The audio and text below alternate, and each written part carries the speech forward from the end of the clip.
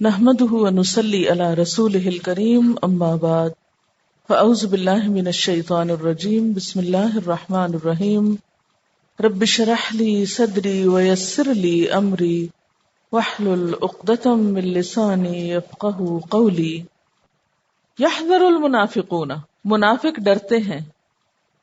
ہے ذال رے حذر یحذر کا مطلب ہوتا ہے خائف ہونا، ڈرنا اور چوکنا ہونا، محتاط ہونا.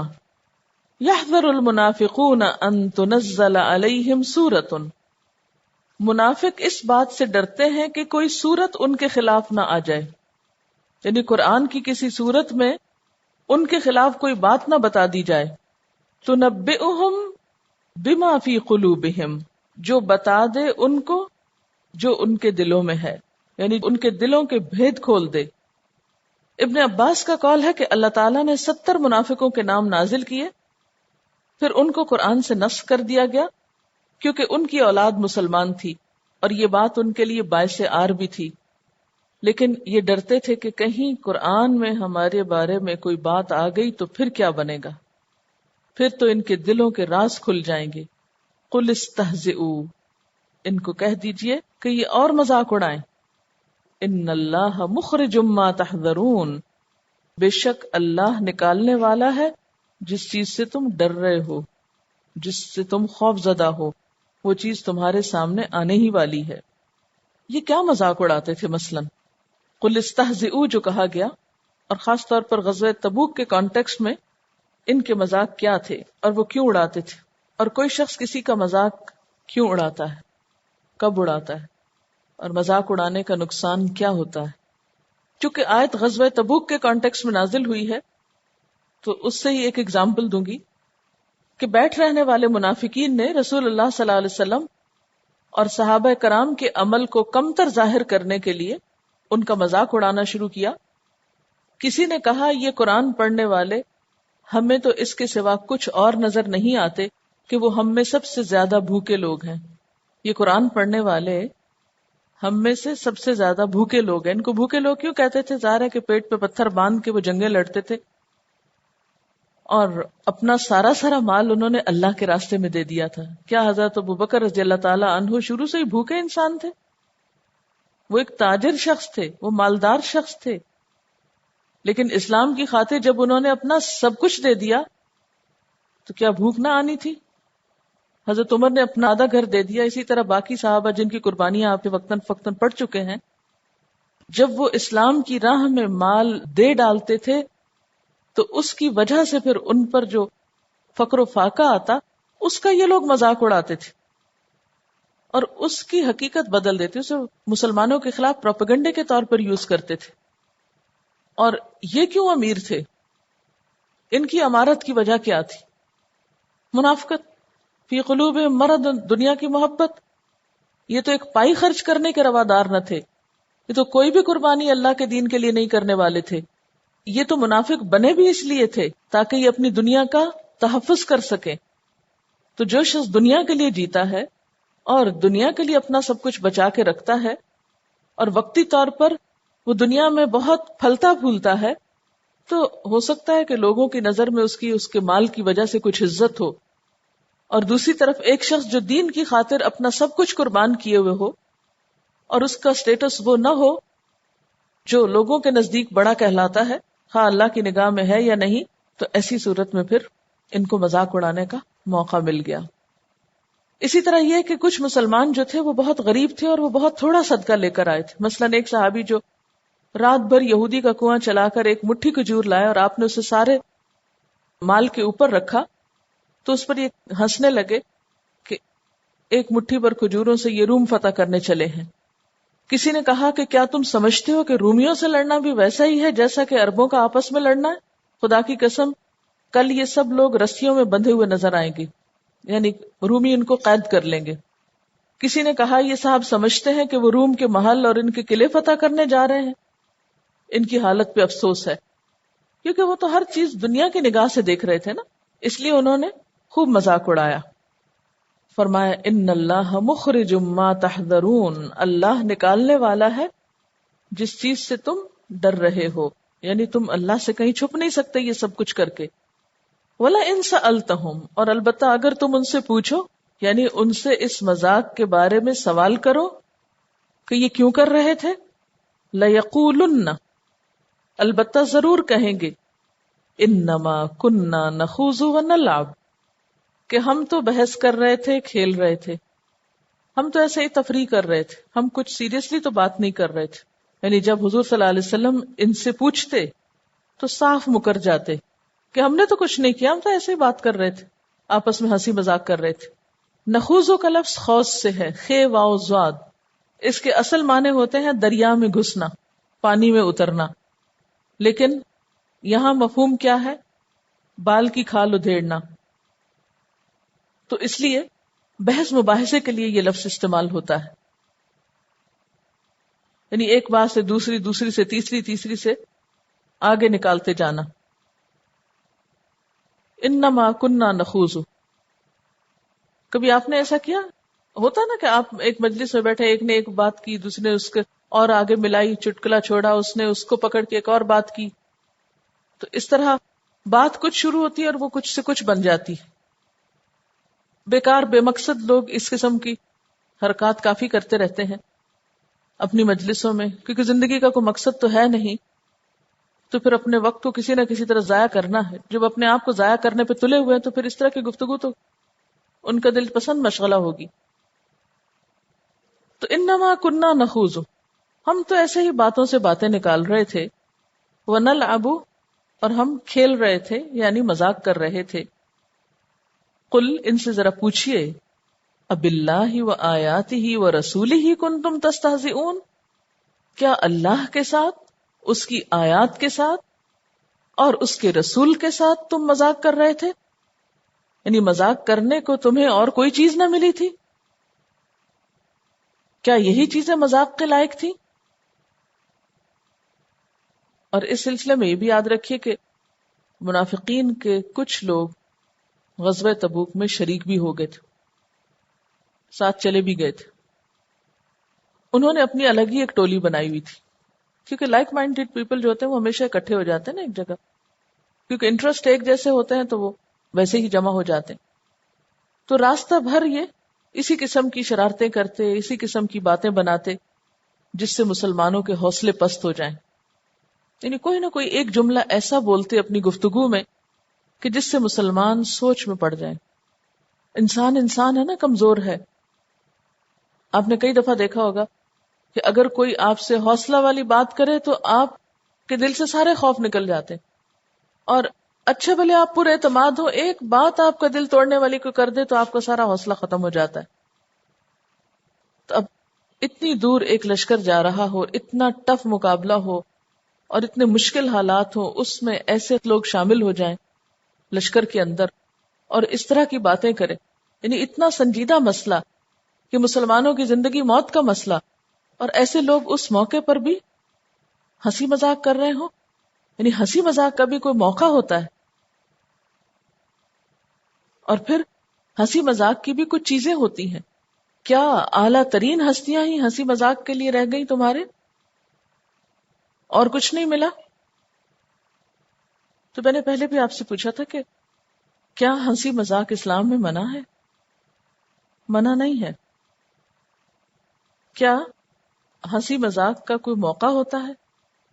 جی ہاں، کوئی موقع ہوتا ہے، پھر اس کی لمٹس بھی ہوتی ہیں. اگر کوئی بھی چیز لمٹ کو کراس کرتی ہے تو انسان کے لیے نقصان دہ ہوتی. ایک چھوٹا سا واقعہ اس سلسلے میں سناؤں گی کہ کسی پر ہنسنا کس قدر نقصان دہ ہو سکتا ہے. یعنی اللہ اور اس کی آیات اور اس کے رسولوں پر ہنسنا تو بہت بڑی بات ہے، عام انسانوں پر ہنسنا جو ہے وہ بھی بسا اوقات بڑے بڑے نقصان کا سبب بن جاتا ہے.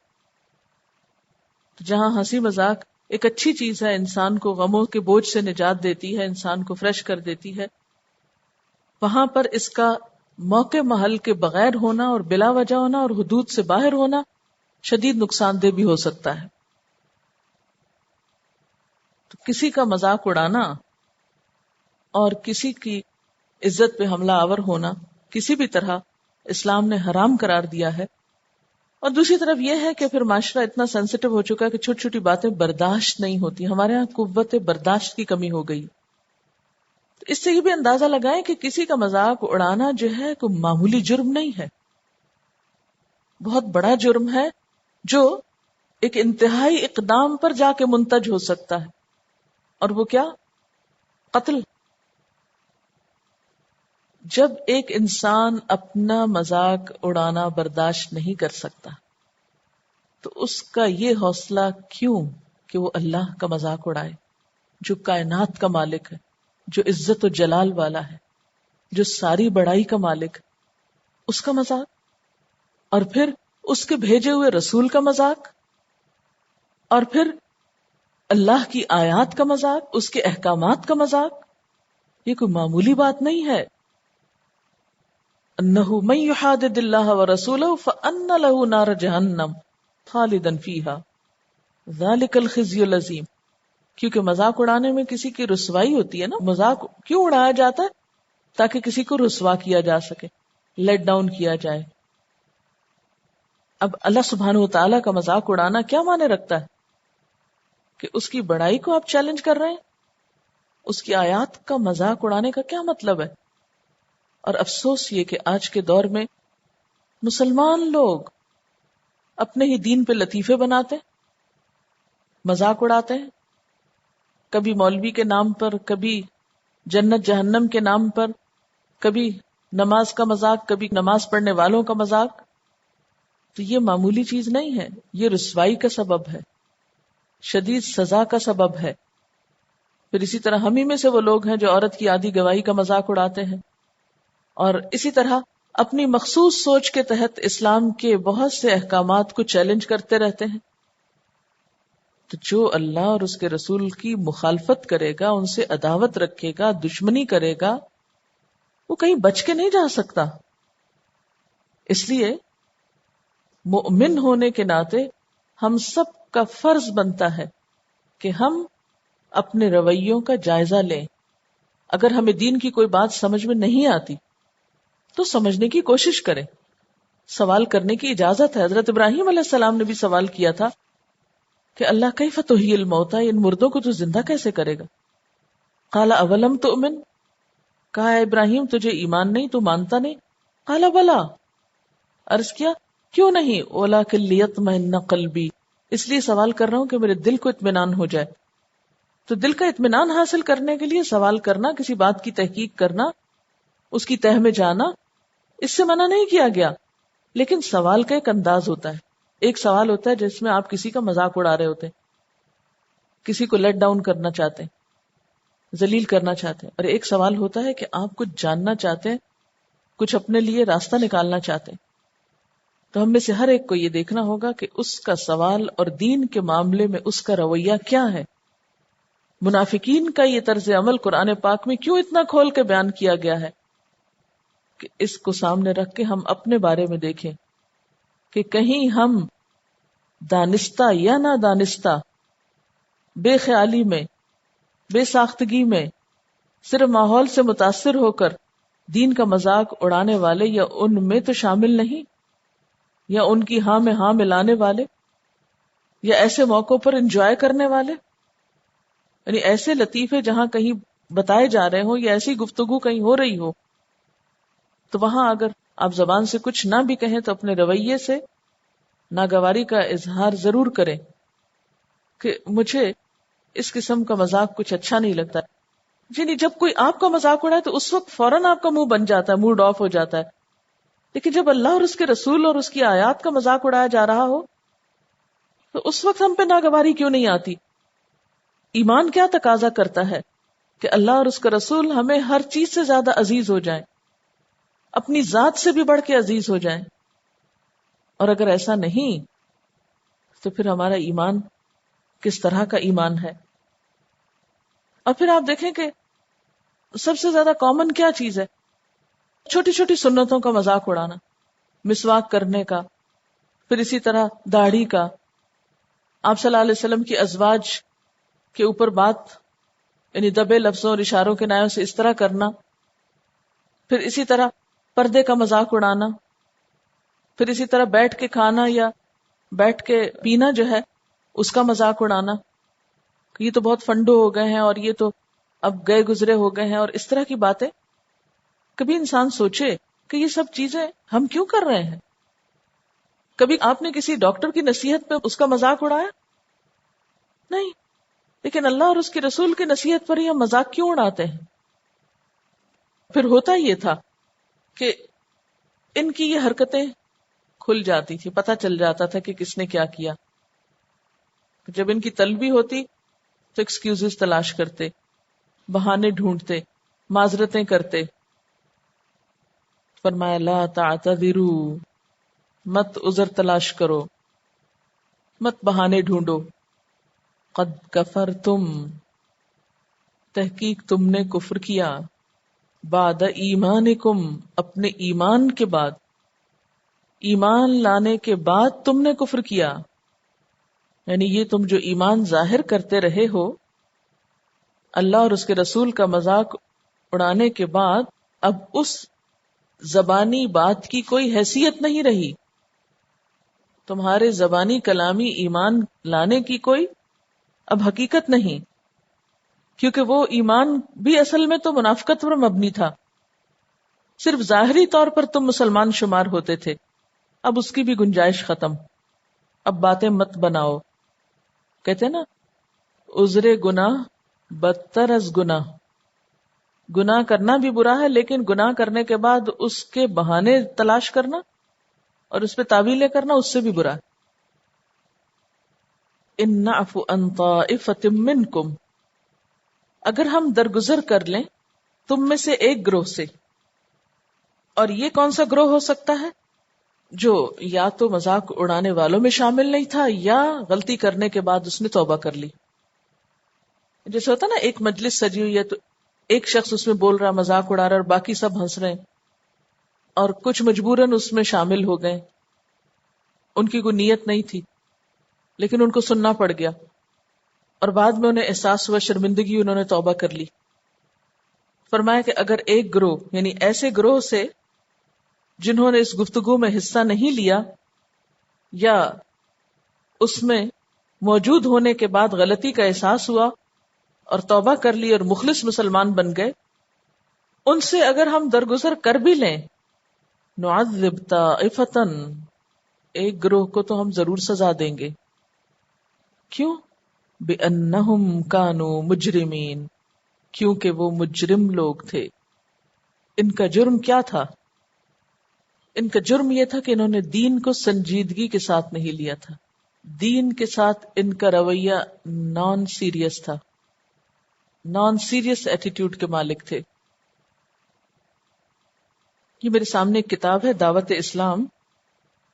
اس میں ایک مضمون ہے، ایک فنکار اپنی ساری صلاحیت استعمال کر کے آرٹ کا ایک نمونہ تخلیق کرے اور ایک شخص اس کو لے کر آگ میں ڈال دے. یعنی ایک شخص نے سالوں محنت کی اور ایک آرٹ کا نمونہ تیار کیا، کوئی پینٹنگ تیار کی، اور دوسرے نے آ کے کیا کیا، اس کو آگ میں ڈال دیا.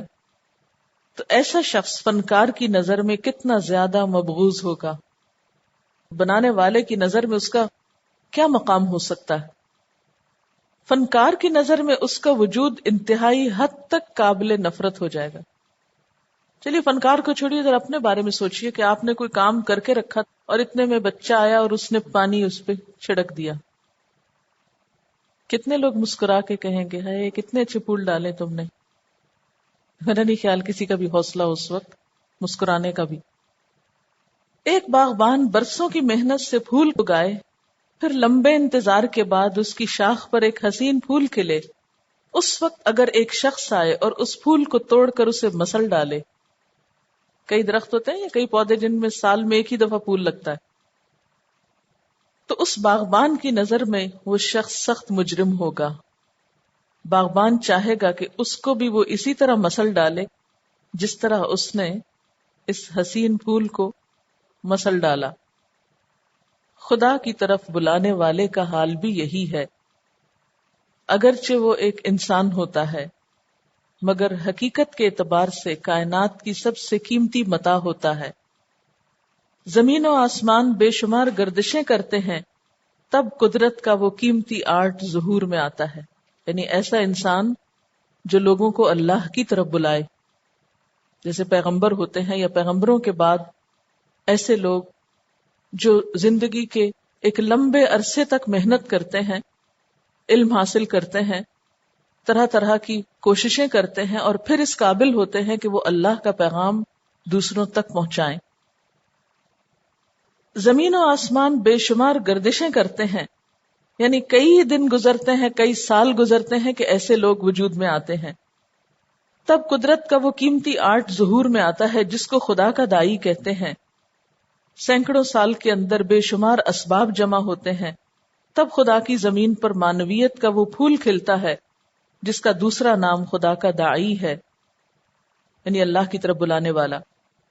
ایسی حالت میں جو لوگ خدا کے داعی کے خلاف تخریب کاری کے منصوبے بنائیں، وہ پوری کائنات کی ناقدری کرتے ہیں. وہ خدا کے خلاف سب سے زیادہ سنگین بغاوت کرتے ہیں. وہ اس پھول کو مسلنے کی کوشش کرتے ہیں جس کو خدا نے خود اگایا ہے. خدا کی ضمانت ہے ایسے لوگ اپنے منصوبے میں کبھی کامیاب نہیں ہو سکتے. ان کے لیے ناممکن ہے کہ وہ خدا کے داعی کو اس کے مشن کی تکمیل سے باز رکھ سکیں. خدا کا سچا داعی خدا کی خاص حفاظت کے سائے میں رہتا ہے. اس کے لیے خدا کا ابدی فیصلہ ہے کہ وہ لازمی طور پر کامیاب ہو اور اس کے دشمن لازمی طور پر ناکام اور نامراد ہو جائیں. خدا کے داعی کو زیر کرنا ایسا ہی ہے جیسے خدا کا مقابلہ کرنا، اور کون ہے جو خدا سے مقابلے کی طاقت رکھتا ہو. تو ان لوگوں کو مجرم کیوں کہا گیا؟ کیونکہ انہوں نے اللہ کے رسول اور مخلص مومنوں کا، جنہوں نے اپنی جان، مال، اولاد، گھر، وطن، ہر چیز داؤ پہ لگائی ہوئی تھی، ان کا مذاق اڑایا اور ان کے خلاف سازشیں کی، ان کے خلاف پروپیگنڈے کیے. اسی لیے ان کو بِأَنَّهُمْ كَانُوا مجرمین کہا گیا کہ یہ منافق دراصل مجرم لوگ ہیں. المنافقون والمنافقات، منافق مرد اور منافق عورتیں، بعضهم من بعض، ان میں سے بعض سے ہیں. منافق مرد اور عورتیں ایک دوسرے سے ہیں. یأمرون بالمنکر، وہ برائی کا حکم دیتے ہیں، وینہون عن المعروف، اور نیکی سے روکتے ہیں، ویقبضون ایدیہم، اور اپنے ہاتھ روک کر رکھتے ہیں، بخل کرتے ہیں. نسوا اللہ، اللہ کو بھول گئے، فنسیہم، تو اس نے ان کو بھلا دیا. ان المنافقین هم الفاسقون، بے شک منافق لوگ وہی فاسق ہیں. یہاں پر منافق مردوں اور عورتوں کی کچھ علامات بتائی گئی ہیں، کیونکہ اس سے پہلے آپ پڑھ چکے کہ اللہ تعالیٰ نے ان کے نام بھی اتارے تھے، لیکن پھر کیا کیا؟ کیونکہ ان کی اولادیں مخلص مسلمان تھیں، وہ ان کے لیے شرمندگی کا باعث تھا، تو ان کی خاطر ان کے ناموں کو پھر ہٹا لیا گیا. یہ بھی روز ڈرتے تھے کہ ہمارے بارے میں کہیں کوئی صورت نہ اتر جائے.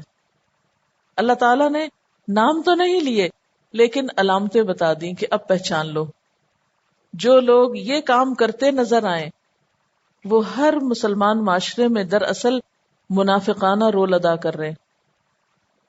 منافقت دل کی کیفیت کا نام ہے نا، آپ کسی کو یہ نہیں کہہ سکتے تو منافق ہو، لیکن ایسے لوگ اپنے اعمال سے پہچانے جاتے ہیں. اب ان علامات کو پڑھ کر ہمیں دوسروں کی طرف نہیں دیکھنا. کس کی طرف دیکھنا؟ اپنی طرف، کہ کہیں ان میں سے کوئی چیز ہمارے اندر تو نہیں، کوئی بات ہم میں تو نہیں، تاکہ ہم منافقت سے بچ سکیں. المنافقون والمنافقات بعضهم من بعض، یہ بعضهم من بعض کا مطلب کیا ہے؟ یہ آپس میں ایک دوسرے کے بہت مددگار ہیں، یہ لائک مائنڈڈ لوگ ہیں، ایک جیسے ہیں، ایک دوسرے کا ساتھ دیتے ہیں. یعنی ان کی کمپنی ایک جیسی ہے، ان کی سوچ ایک جیسی ہے، ان کے کام ایک جیسے ہیں. اس سے فرق نہیں پڑتا کہ مرد ہیں یا عورتیں ہیں، ان سب کے ایمز اینڈ آبجیکٹیوز ایک طرح کے ہیں، ایک دوسرے کے سپورٹرز ہیں. بعضهم من بعض، کیونکہ اس سے پہلے یہ قسمیں کھا کے آ کے کہتے تھے کہ ہم تم میں سے. جیسے آیت 56 میں آتا ہے وَيَحْلِفُونَ بِاللَّهِ إِنَّهُمْ لَمِنْكُمْ، وہ اللہ کی قسمیں کھا کے کہتے ہیں کہ وہ تم میں سے ہیں. وَمَا هُمْ مِنْكُمْ، حالانکہ وہ تم میں سے نہیں ہیں. تو یہاں پر فرمایا کہ بَعْضُهُمْ مِنْ بَعْضٍ، وہ آپس میں ہی ایک دوسرے سے ہیں، ان کا مخلص اہل ایمان سے کوئی تعلق نہیں. یہ کفر و نفاق میں ایک دوسرے سے بڑھ کے ہیں. ان کے دلی تعلق، دلچسپیاں، دوستیاں اور ان کا جھکاؤ، انکلینیشن دین داروں کی نسبت ان دنیا داروں کی طرف زیادہ ہے. کیونکہ منافق دنیا کی محبت میں مبتلا تھے نا، پھر قدرتی طور پر ان کی ساری دلچسپیاں اور ان کی مجلسیں ایسے ہی لوگوں کے ساتھ تھیں کیونکہ ان کی سوچیں جو ایک جیسی تھی. اس کے برعکس اہل ایمان اور مخلص اہل ایمان جو تھے وہ جہاں بیٹھتے تھے وہ کچھ اور ہی منصوبے بناتے، کچھ اور ہی پلاننگ کرتے، ان کی گفتگو کا موضوع ہی کچھ اور ہوتا ہے. تو فرمایا کہ یہ آپس میں ایک دوسرے کے مددگار ہیں، ایک دوسرے کے ساتھی ہیں. ان کا مخلص اہل ایمان میں دل ہی نہیں لگتا. تو پہلی صفت کیا ہوئی منافق مردوں اور عورتوں کی؟ ان کی کمپنی، ان کا ساتھ، ان کے تعلق، ان کی دوستی اپنے ہی جیسوں سے ہے. یہ اچھی جگہ نہیں فٹ آتے، ان کا دل نہیں لگتا وہاں. کہتے ہیں نا کہ انسان اپنے دوست سے پہچانا جاتا ہے نا. بس یوں ہی سمجھے سادے لفظوں میں اس آیت کا مطلب یہی ہے کہ یہ اپنے دوستوں سے پہچانے جا رہے ہیں. بعضهم من بعض. دوسری بات عملی رویہ، یأمرون بالمنکر، منکر کا حکم دیتے ہیں، برے کام کرنے کے لیے کہتے ہیں. وَيَنْهَوْنَ عَنِ الْمَعْرُوفِ، اور معروف سے، نیکی سے منع کرتے ہیں، روکتے ہیں. وَيَقْبِضُونَ أَيْدِيَهُمْ، اور اپنے ہاتھ روک کے رکھتے ہیں، یعنی بخل کرتے ہیں، اللہ کے راستے میں خرچ نہیں کرتے. اپنے اوپر تو کرتے تھے، ظاہر ہے وہ دولت اپنے لیے کما رہے تھے. اور اگلی صفت نس اللہ، اللہ کو بھولے ہوئے. اس کے برعکس مومن کون ہوتا ہے؟ جو ہر دم اللہ کو یاد رکھے، ہر دم اس کا ذکر کرنے والا ہو. فنسیہم، تو اللہ نے بھی ان کو بھلا دیا ہے. ان المنافقین هم الفاسقون، منافق ہی دراصل فاسق لوگ ہیں، یعنی ان کا شمار فاسقوں میں بھی ہوتا ہے. آخرت سے ان کو کوئی دلچسپی نہیں، آخرت کے لیے کچھ کرنے سے ان کا دل تنگ ہوتا ہے. بے فائدہ مشغلوں میں خوب خرچ کرتے ہیں. جہاں دکھاوے کی، ناموری کی بات ہو وہاں بڑی بڑی رقمیں دینے کو تیار ہے. حق کے لیے، دین کے لیے خرچ کرتے ہوئے ان کا مال ختم ہو جاتا ہے. حق فروغ پائے تو ان کو ناگوار ہوتا ہے، ناحق عام ہو تو بہت خوش ہوتے ہیں. یعنی برائیوں کے پھیلنے پر خوش ہوتے ہیں کہ ہم ترقی کر رہے ہیں، اور بھلائیوں کے عام ہونے پر ان کو پریشانی ہونے لگتی ہے. اچھا، یہ جو لفظ ہے نس اللہ فنسیہم، انہوں نے اللہ کو بھلایا، اللہ نے ان کو بھلا دیا. کیا نعوذ باللہ اللہ تعالیٰ بھولتے بھی ہیں؟ نہیں، اس کا یہ مطلب نہیں نکلتا. یہ علم بلاغت کا ایک اصول مشاکلت ہے. مشاکلت کیا ہے؟ کس سے نکلا یہ لفظ؟ شکل سے. یعنی لفظوں کی شکل باہم ملتی ہے لیکن معنی فرق ہے. یاد رکھیں اللہ تعالیٰ کی ذات نسیان سے پاک ہے، سبحانہ. ایک اور جگہ پر بھی آتا ہے نا الیوم ننساکم کما نسیتم لقاء یومکم ھذا، آج ہم تم کو بھلا دیں گے جیسے تم نے اس دن کی ملاقات کو بھلا رکھا تھا. مراد اس سے یہ کہ جس طرح انہوں نے دنیا میں اللہ تعالیٰ کو بھلایا، اللہ تعالیٰ کے احکامات کو بھلایا، تو قیامت والے دن اللہ تعالیٰ انہیں اپنے فضل و کرم سے محروم رکھے گا. ان المنافقین هم الفاسقون، بے شک منافقین وہی فاسق ہیں. وآخر دعوانا ان الحمد للہ رب العالمین. سبحانک اللہم وبحمدک نشہد ان لا الہ الا انت نستغفرک ونتوب الیک. والسلام علیکم ورحمۃ اللہ وبرکاتہ.